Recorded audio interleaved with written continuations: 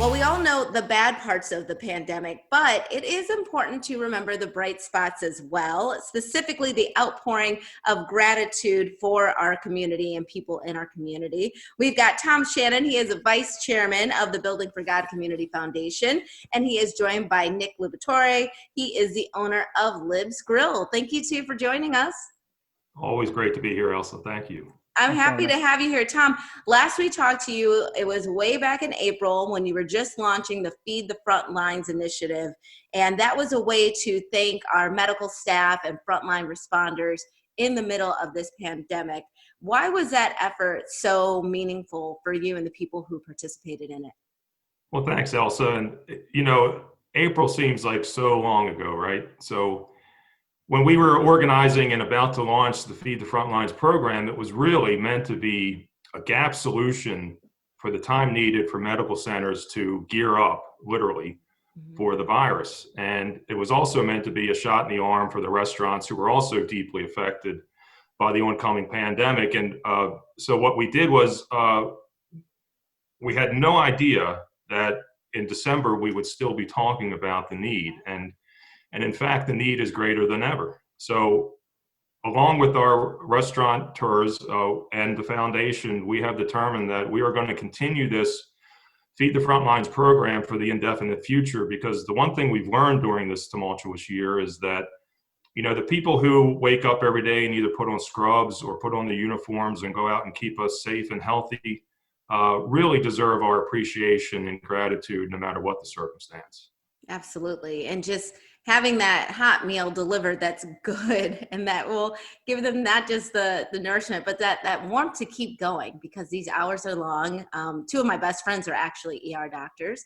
And when I'm talking to them, it really is enormous, just the amount of stress that they have, both when they're on the job and then they come home and they think about, all the things that they've seen for the day or what they've been exposed to. So these little initiatives are not so little. They really, really matter.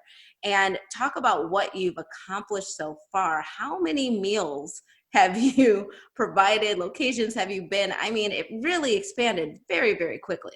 It sure did, and it really highlights the tremendous support we got from individuals in our greater Baltimore community who donated so healthily to the cause. And we are so very blessed at Building for God Community Foundation to partner with such fantastic restaurants like Lib's Grills, 2 locations, Liberatore's in Perry Hall, Brookside Market in Phoenix, Charcoal Grill in Parkville, and also Barley's Backyard Uptown, located in Towson. And over the last several months, together we've been able to deliver over 2,700 individual meals to over 35 unique locations. Wow. And to show a little extra love during the holiday season, over the next several days, we're going to gear up to do it again and provide 300 meals to 6 unique locations. And of course, we couldn't do it without the community helping us through donations and also through our great relationships with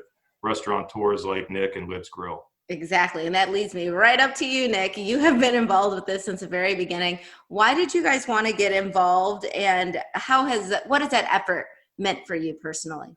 It's been extremely rewarding working with Tom and the team over there at Building for God.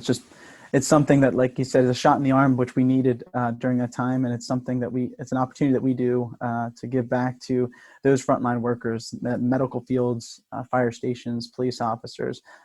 Really helps really give back to the community, which in that collaboration that we're starting to see, one of the positives that we've been able to take away from this experience with COVID is the collaboration, the teamwork, and the involvement. And it goes right into our backyard, into these places that kind of fuel our communities. And can I just say, it is really remarkable to see, business owners, restaurants like yourself who are already impacted by this pandemic, still finding a way to, help other people in our community. And I think that goes full circle. So when we see that, you remember, Liberatore's is supporting our frontline workers. We need to support Liberatore's and these other restaurants in kind.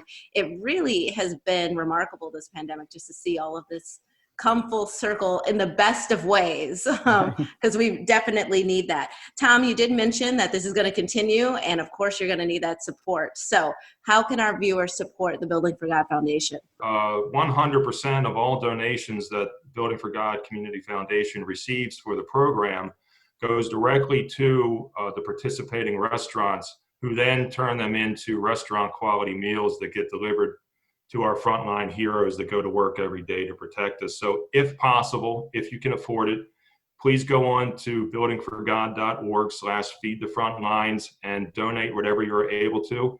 Every $10 donation gets turned into a meal that gets delivered to our frontline heroes. Just amazing. Thank you so much for being with us, Tom and Nick.